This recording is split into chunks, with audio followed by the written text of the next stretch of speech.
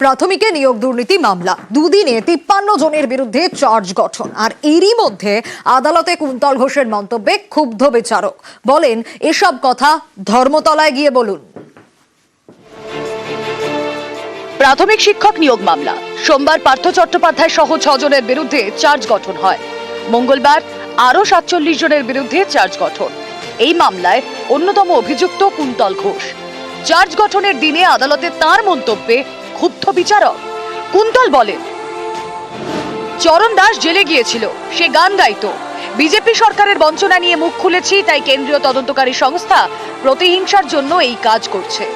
কেন্দ্রীয় সরকারের বঞ্চনার বিরুদ্ধে আমি মুখ খুলেছিলাম। বিচারক শুভেন্দু সাহা তখন বলেন, এসব ধর্মতলায় গিয়ে বলবেন। এদিন চার্জ গঠনের সময় বিচারক বলেন, পার্থ চট্টোপাধ্যায়ের জামাই হিসেবে দুর্নীতিতে গুরুত্বপূর্ণ ভূমিকা পালন করেছেন কল্যাণময় ভট্টাচার্য। পার্থর থেকে 15 কোটি টাকা পেয়েছিলেন। জমি কিনে স্কুল করেছেন, অপরাধ করে টাকা বা সম্পত্তি করেছেন, সেই টাকা বেআইনিভাবে লেনদেন করেছেন। প্রাথমিক শিক্ষা পর্ষদের অপসারিত চেয়ারম্যান মানিক ভট্টাচার্য, তার ছেলে সৌভিক।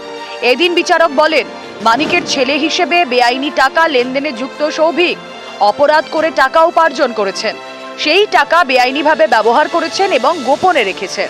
সোমবার 6 জনের বিরুদ্ধে চার্জ গঠন হয়। তখন পার্থ চট্টোপাধ্যায় বলেন, সমস্তটাই কাল্পনিক, সম্পূর্ণ মিথ্যা, সম্পূর্ণ নির্দোষ, এটা প্রমাণ করে ছাড়বো। চার্জ গঠন করে কেন্দ্রীয় তদন্তকারী সংস্থা কালিমা লিপ্ত করার চেষ্টা করছে। কোনো প্রমাণ ছাড়াই চার্জ গঠন হয়েছে। তখন বিচারক বলেন, আপনি যা বলছেন সেটা আদালত অবমাননার সমান। ইডির দাবি, নিয়োগ দুর্নীতিতে পার্থ চট্টোপাধ্যায় মূল ষড়যন্ত্রকারী।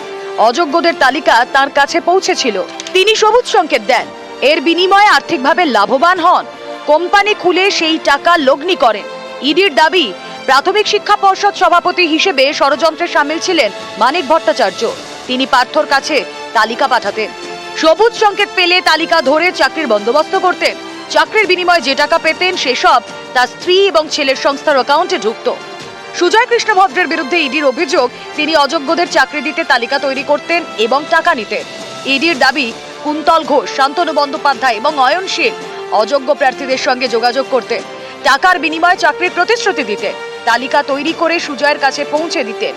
কুন্তল, শান্তনু, অয়ন প্রত্যেকেই দুর্নীতির টাকায় লাভবান হয়েছেন বলে দাবি কেন্দ্রীয় তদন্তকারী সংস্থা ইডি। নিউজ 18 বাংলা।